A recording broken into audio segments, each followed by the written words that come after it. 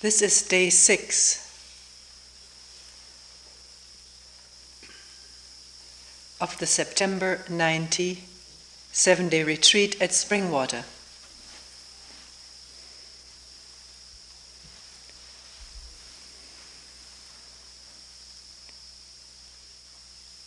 I will read a number of questions again, since people have continued to mention to me the helpfulness of hearing different questions, even though we never have time to enter into all of them.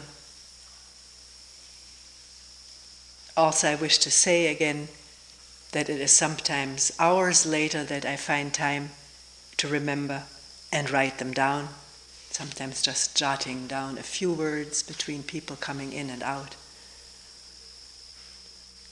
So the idea occurs right now, if someone would like their question be read precisely the way they put it, then to give me that, and it will save me a lot of work. It would be nice just to have a nice bunch of typed. Don't have to go that far. We don't want noise of typewriters or computers.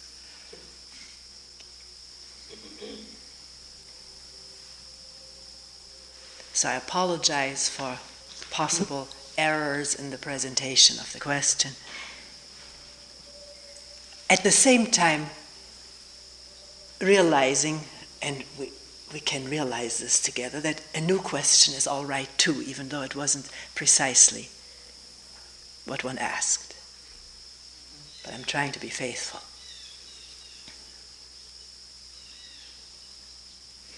The inner command that comes up so much, sometimes very subtly, be attentive or pay attention, is that itself attention? Sometimes I feel it is just a mechanical compulsion.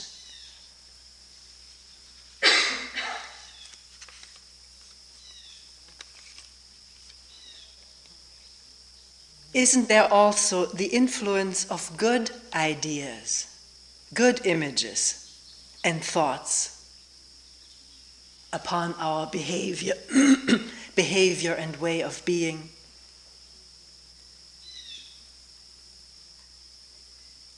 Just as the negative power of thoughts that you have described, isn't there also the power of good ideas on us? You have described the power of negative thoughts. Actually, I haven't called them negative thoughts. Just the power of thought and image on our whole bodily function from moment to moment.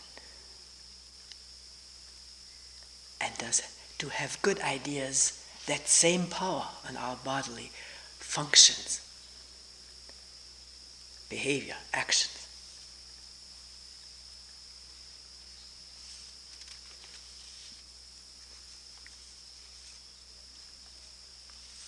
Is there anything wrong with reading stories about other people's lives or telling others one's own story? Can't we learn from that about ourselves and each other?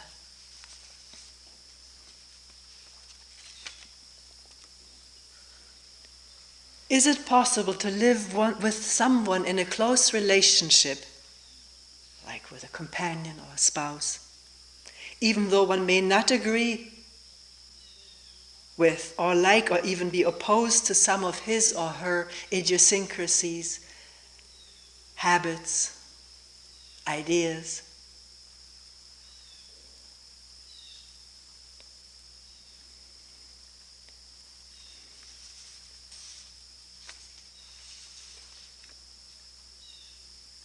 Sometimes I feel that you are using animal behavior and nature examples as though these presented a better model for human beings. There is romanticism in this view of nature. There is considerable violence and cruelty in nature and in animals. We don't even know what nature really is. Knowledge is so infinitesimally small.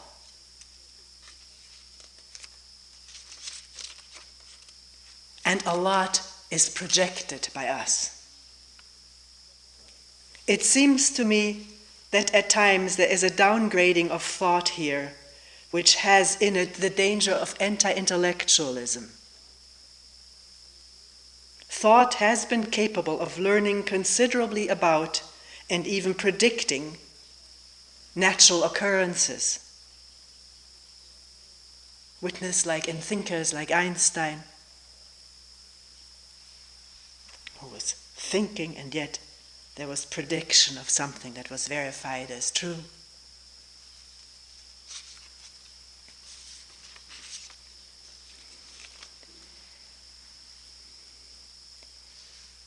Can one learn to be more attentive? That's what we never got to yesterday. And somebody brought that question up again. Can one learn to be more attentive?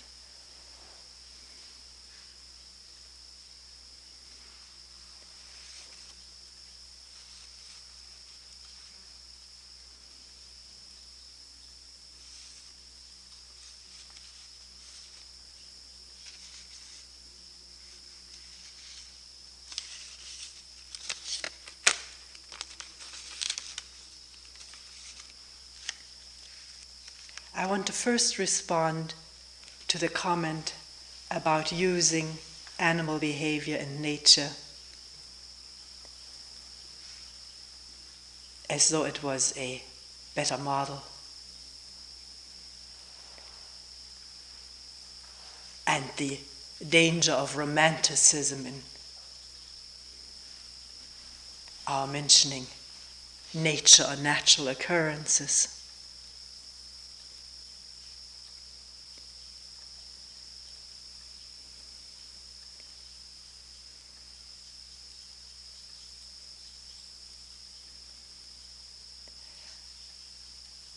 I don't think I'm using examples of animal behavior as a model for human beings,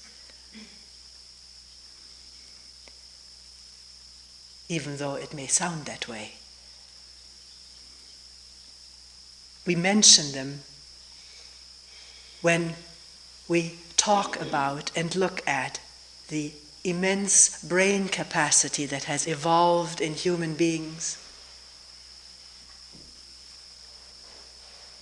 and the danger of the retention of remembered experiences,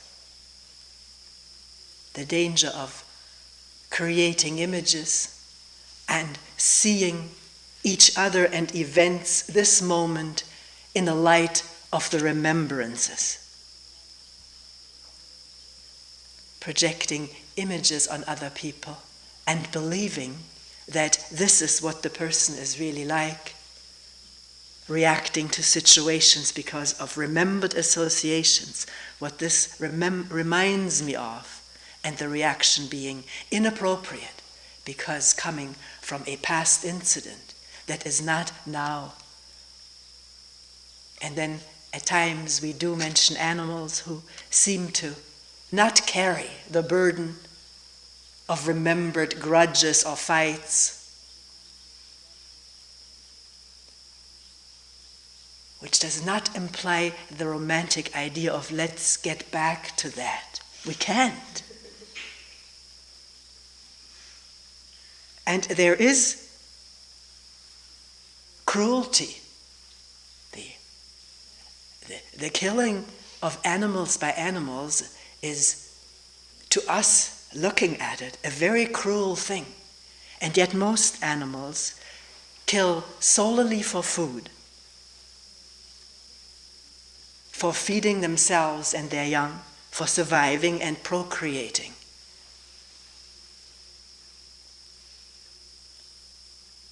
And very rarely does one species wipe out another.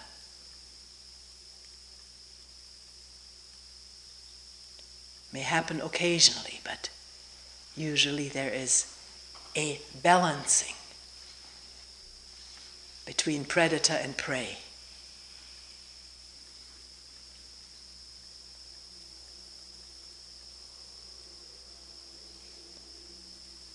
There's what one can describe of violent upheaval of the earth when the plates shift, eruptions of volcanoes, hiding the sun for days and the pouring down of ashes, the killing of by the lava of everything that is in its way, no consideration for other life forms. And yet what these natural occurrences lack, as well as most animal behavior, is the action of a self against other imagined selves, which is the action of thought.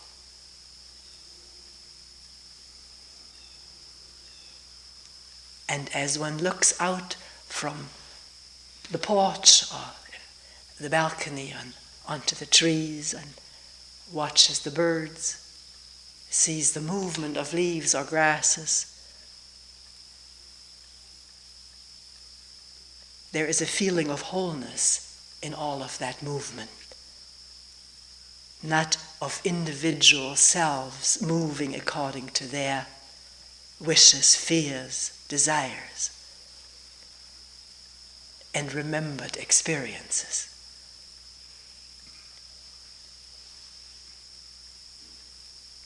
I well appreciate the danger of becoming romantic about anything, because with becoming romantic, the clarity of vision recedes, and emotional upheaval dulls the senses, the perception.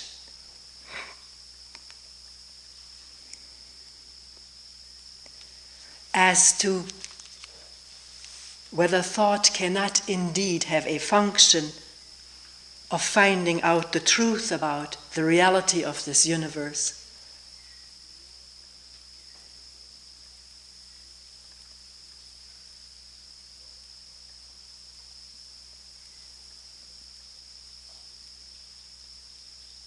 it can predict certain occurrences as happened in Einstein's theory. I know too little about it, I've only read about it.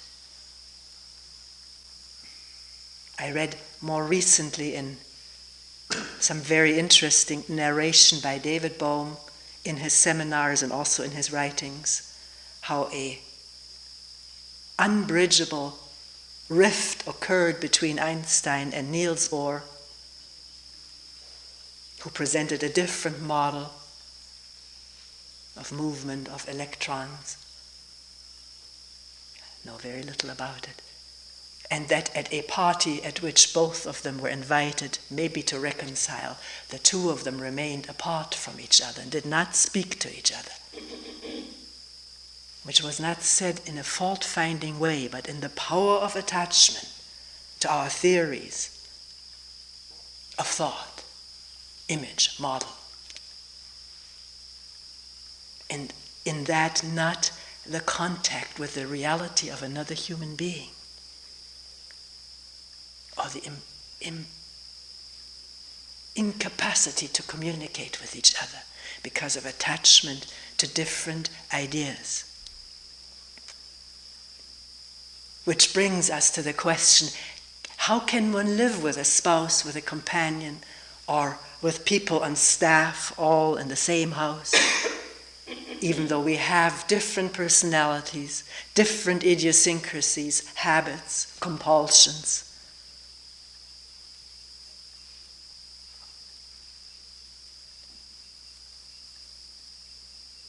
Can we? Is it possible? Or do we have to divorce, part, split? One has to find out. One can't say yes or no. It is a question that a person has put to himself or herself. And if one puts a question, which is expresses a deep concern, then not to give the answer, but to leave it open and watch what is happening. As one sees the spouse do what gets one's goat, has gotten one upset in the past, and wondering whether there is a being with each other, a perceiving each other, in which each one's idiosyncrasies, ways of being, can just be seen for what they are.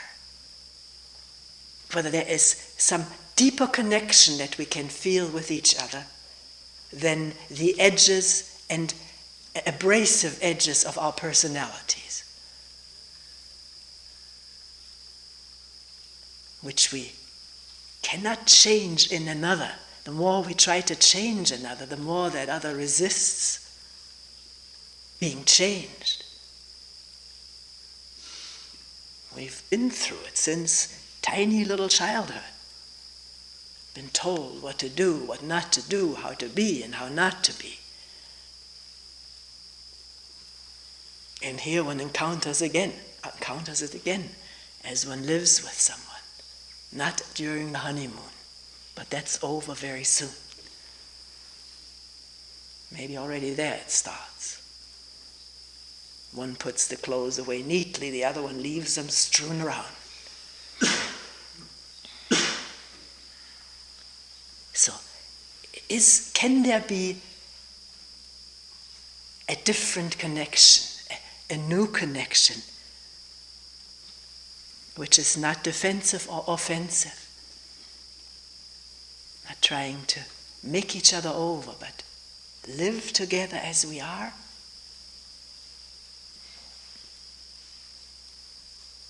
Not just tolerating this person's, whatever one thinks it is, craziness or stupidity. One may not be that expressive.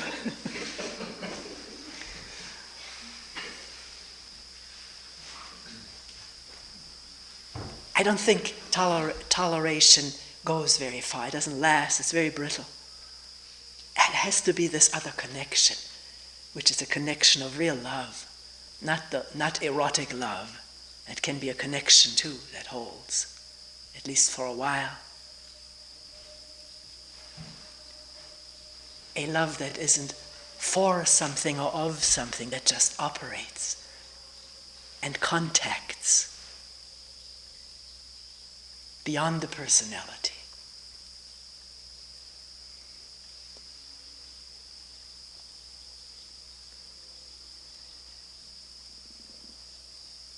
And if there is that love, maybe one can easier see one's traits and maybe let go of some of them, which one may just keep up because one feels the other wants one to drop this.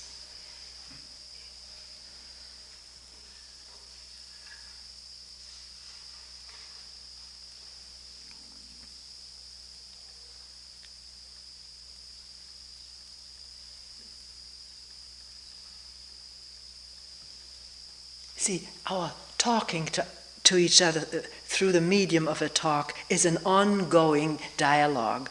So if I haven't said everything, or it isn't clear, or left something important out, that's the beauty of having meetings, particularly when they're prolonged to 15 minutes from 10. 15 is a little bit more to talk about, to go into something. And we can take it up again.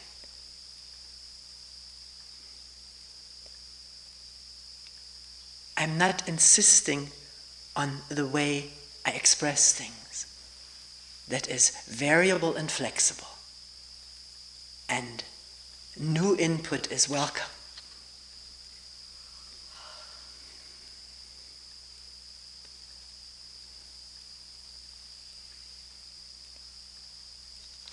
About the influence, aren't there also good ideas that can have a real positive or energizing effect upon this body-mind? Not just to ask Toni what she thinks, whether she says yes or no, but to experiment with it oneself. Because there are whole schools of the power of positive thinking. I don't know anything about them, I just know that concept. And recently we did read an interview with David Bohm, who is holding dialogues, trying to bring this idea of wholeness into reality by pointing out that the scientific view of atomistic separation of everything in this universe, that everything is building blocks made out of smaller building blocks, ultimately indivisible little building blocks, each for itself, that this has had a tremendous impact on our thinking in the West, our economic thinking, our very self-centered thinking, each one out for himself or herself. And that maybe the idea, even if it's just the idea of wholeness, the universe being a flowing whole, that this may also have an impact upon the way we look at each other and the way we look at nature. Whether that can change from purely exploitative behavior to some consideration, concern, not just for my individual needs and desires and fears, but looking holistically. And to what degree this is possible, just guided by ideas, I'm not sure.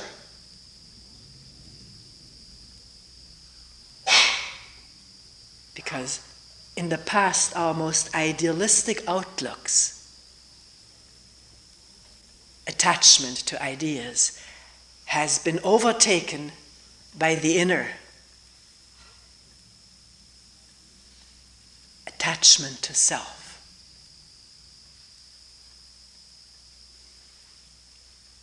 If it is not questioned and seen and looked into and discovered for what it really is. But maybe the two can go hand in hand.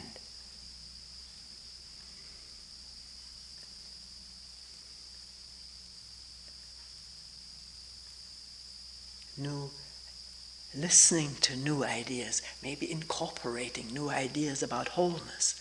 But if it's not seen to be so, somebody else can come along with yet another idea, and if we're not in the testing mood, we can adopt it. That we are a superior race, and that an inferior race needs to be wiped out for the good of all mankind.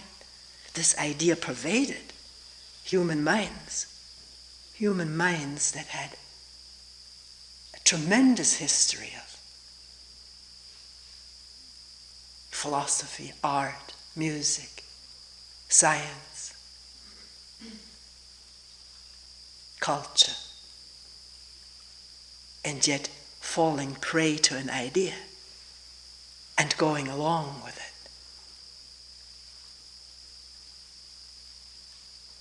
So we need to test out and not just take over. That's why it's very welcome if people challenge what is being said, point out inconsistencies or insufficient description or whatever, or falseness. I too can make mistakes, I'm fallible. Not see something clearly, not express something clearly. So can there be a growing independence in us to look, question for oneself? Doesn't have to take place in a hermitage, to get together. Sometimes that's easier because there's a shared energy of questioning and looking together. And the joy of doing that, which again is this cutting through our personality differences. What your personality and my personality is matters very little when we have a common inquiry.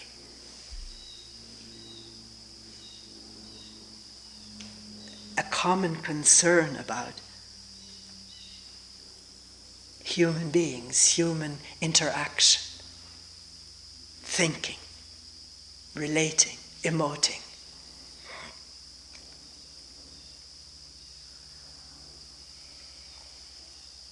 And in this interaction, which is a question, in which we question together, look at things together, without taking offense. Although if that happens, then let's look at that right away and tell each other, I took offense at what you said. And then open it up, pause for a moment, and wonder why one was offended, how the other person put it. Could it have been put differently? Or did one just project something onto the other or onto oneself? It's all look-atable, explorable in a spirit of friendship.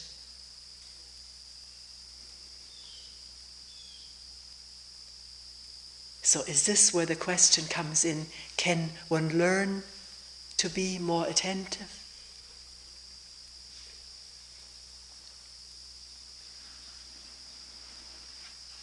The moment we ask of each other a question in the spirit of inquiry, we have to give attention, don't we? Although we may notice a question and answer comes out so automatically from this position of knowing which we have been trained to live in, a position of knowing and spouting forth answers. The quicker, the better, as far as the teacher was concerned, because it was a sign of a good intellect. Parents like children who have good answers. In conversation, somebody is admired who knows things, albeit maybe clandestinely envied or hated for his or her knowledge.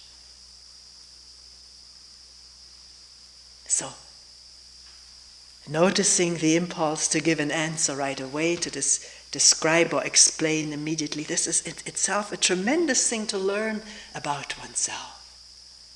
How hard it is to hear a question without immediately allowing the brain to furnish an explanation. One is identified with that process, as silly as it sounds when one thinks about it that way. And that's why if somebody else says, no, it isn't so, we get into fight, because my existence is questioned, my identity. So can we learn to talk with each other without identifying with what we say or ask? Then there's much greater flexibility and possibility of movement into depth. It's not my existence which is being questioned when my question is further questioned. I don't need to identify with it.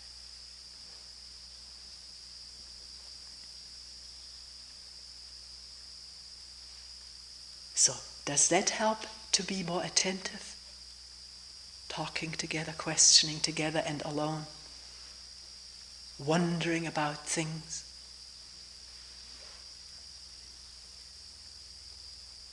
If I wonder about whether the creek right now has more water due to all the rainfall, I gotta go down there and look and listen. Sometimes the creek is so full you can hear it up here even. Then you don't have to go down and listen, although the sound is different when you stand right next to it.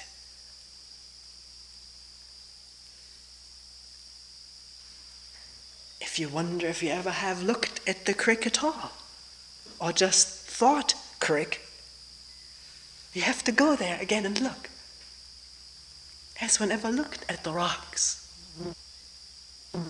the twigs, the trees, the movement of the water? We think we observe, but so much of our observation is accompanied by thought and description, which seems to be more in the foreground than what is actually there.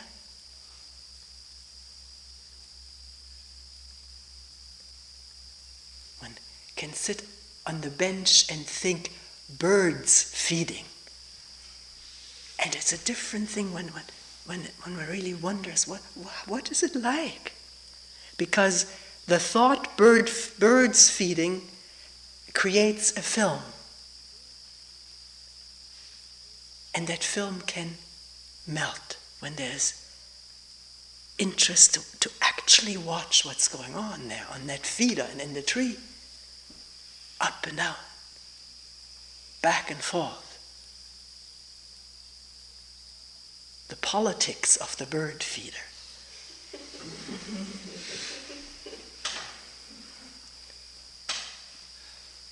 And that ideal little creatures there, these little birds, they have little power games just like we do. And some are just the ground crew.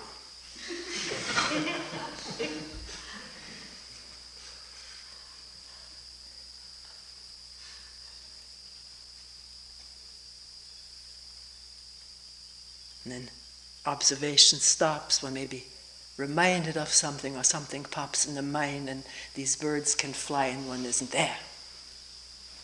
Just absorbed in thought about oneself. Usually, that's what the usual central theme is. And then a person says, I find these little commands coming up. Be attentive. Pay attention. Is that real attention?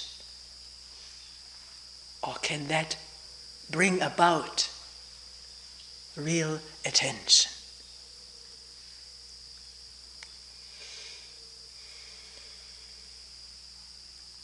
Again, one has to look, doesn't one? Not say yes or no.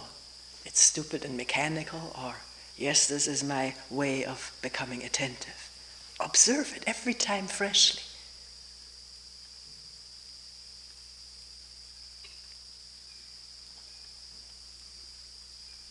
The command, be attentive, and suddenly there's looking and listening. Maybe that attention already came before the command, be attentive.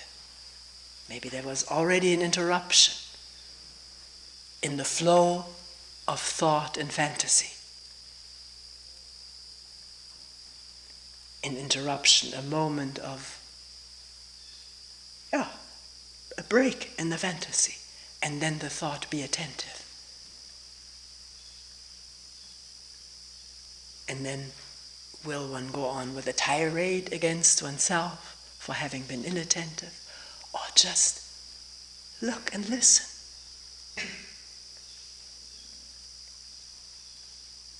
Maybe just for a fraction of a moment. Still, the body may still be agitated by the fantasy that was. Listen to that.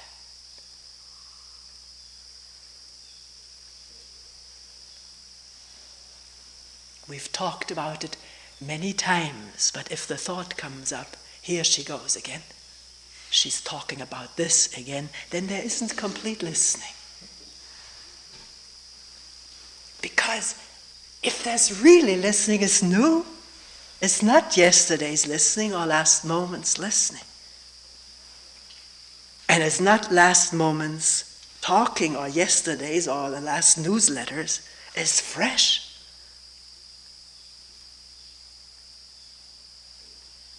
That's the beauty of this life, that it is fresh every moment. Even though our thoughts are quite dusty.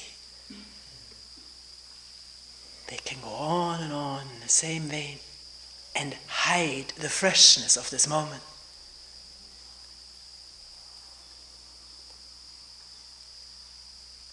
Because to be completely logical, even this thought is this moment's,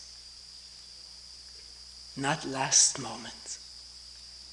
And the effect it has on the gallbladder, the heart, the lungs, or solar plexus, wherever, is fresh this moment?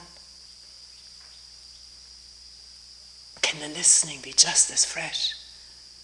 Not absorbed in the tune. This is all old stuff. I've done it and I've tried it and I can't. I'm no good for it. How many more times do I have to try? Last time it happened that it worked, then it disappeared again. All this stuff is totally irrelevant to this moment. But when it comes up, can it be seen at a glance and not be snowed by it?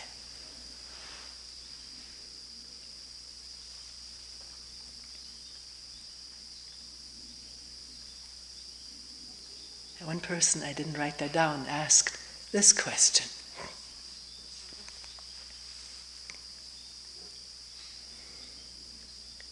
Wang Po says, do not allow the movement of your thoughts to disturb you.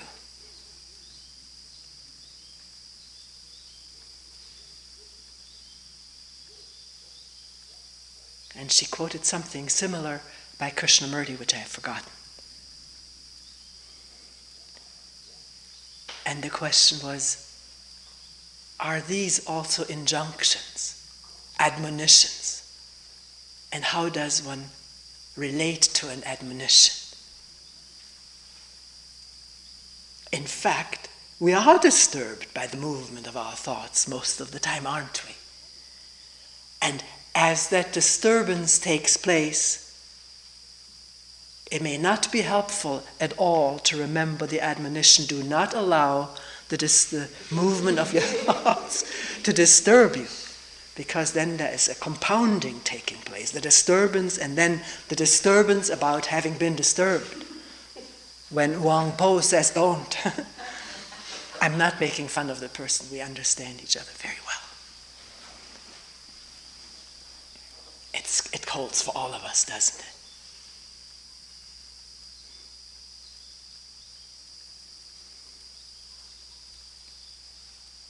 So when a disturbance has occurred, and I say has occurred because to notice it there has to be some attention. And at the moment of attention, that disturbance is already the past. Not the body takes time to come to rest, but the thought that created the disturbance may already be past thought, but the disturbance is continuing. How to live with that? We talked about it for 5 days. Can it happen freshly? To listen to what one calls disturbance, but not call it that any longer. Not give it any name, not know it from memory, from yesterday, or from even now, but just this.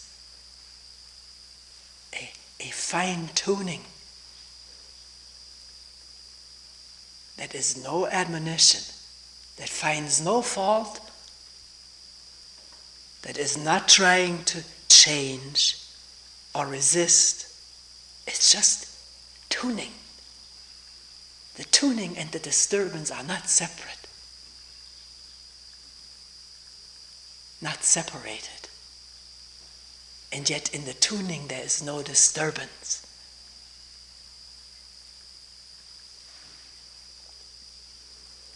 Because there's no resistance, no will to change it, no guilt for being disturbed. And yet also not going along with it because thought says quite seductively, well, this is human nature. One wants to find out what this human nature is, not just assert it or pronounce it.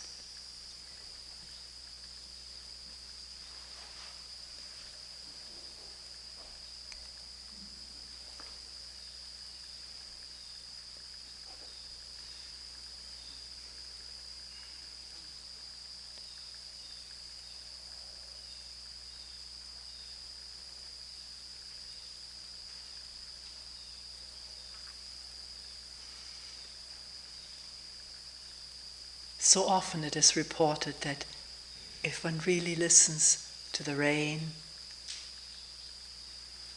dropping on the cloth, the birds, the cicadas, crickets, the thought so easily comes up, is that all?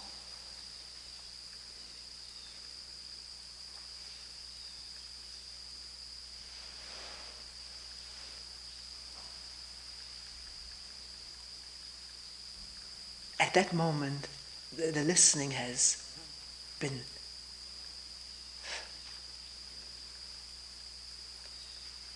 filmed over, hasn't it? Maybe it has ended completely, or it is clouded. And thought with all of its associations, I'm a failure or I need more, takes over. But that thought as it arises or has arisen can also be heard as the rain. And it's just a thought. And when it's immediately detected, it does not trail the whole past with it. There's the listening again.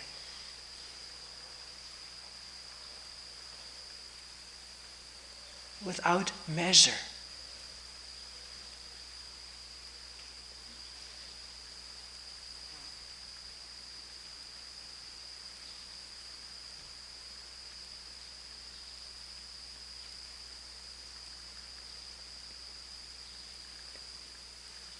There's something in us that wants contact with something superhuman.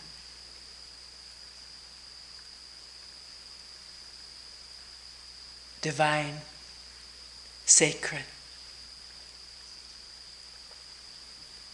That's what we may have been searching for all our life, or for a lot of the time in our life.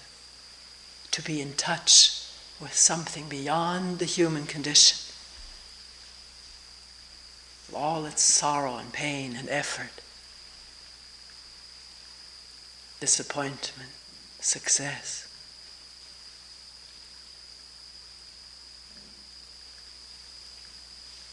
Someone mentioned to me, walking through the woods, sun filtering through the trees, which were quite dense at that place, and falling upon and lighting up a pile of oval piled stones. And the person reported the beauty of that was shocking. The sun just hitting this pile of neatly oval-shaped, no, the pile was oval-shaped stones and one sticking out in the middle. And knowing that this used to be Indian land, the thought arose that this may be indeed a sacred place. And the thought picking it up of Indians holding sacred ceremony there. And then the thought arising, what will Toni say if I tell her that? Well, she just blasted. Say, oh, it's all your thought and ceremonies are divisive, the old song.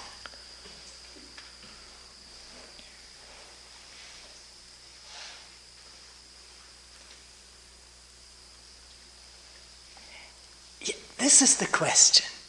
Coming upon this shocking sight of sun filtering through trees, the reddish light, I know the spot, there's still the red needles on it, so when the sun comes through there's a reddish light and some green twigs there too from the ground cover.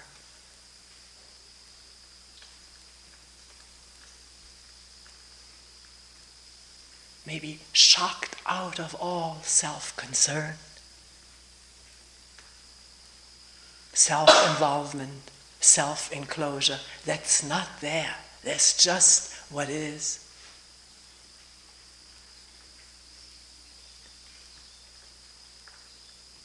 Does one need ceremony to be in touch with the sacred?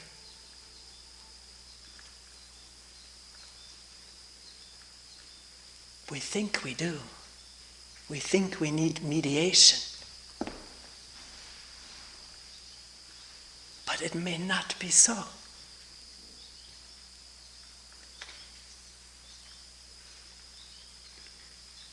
What is the sacred?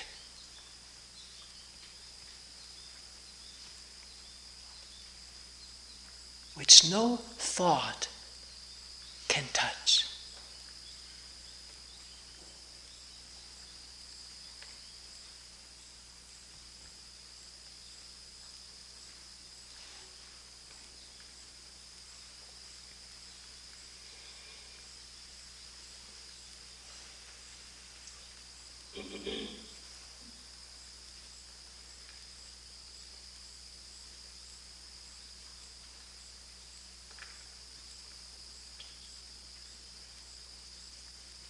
Is there such a thing?